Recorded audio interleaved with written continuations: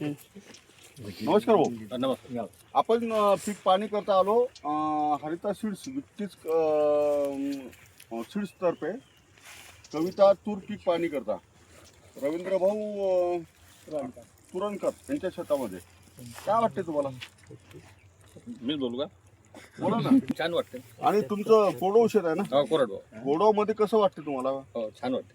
हा, छान वाटते. ते पिकीला चांगलं वाटतं. पिकीला चांगलं आहे. हो, 4 दाण्याची शेंग आहे. हो, 4 ते 5 दाण्याची शेंग आहे. हो, चार आता ते बागायतीमध्ये जर असेल तर 5 ते 6 दाण्याची शेंग पण होऊ शकते. आता कोरडवाहू आहे ना. कोरडवाहूमध्ये आहे. कोरडवाहूमध्ये असताना सुद्धा तुम्ही सगळे आता नायगाव आणि सावरला इथले शेतकरी जमलेले आहे.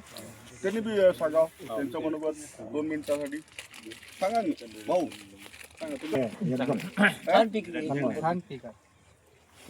सांगा ना कसं वाटते, तुम्ही पाहिलीच आता कसं वाटते बा? चांगलं पिकून आहे. एक नंबर दाना बी टपोर आहे.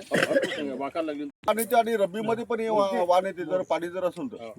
रब्बीमध्ये सप्टेंबर ऑक्टोबर मध्ये करावं लागते पेरणी.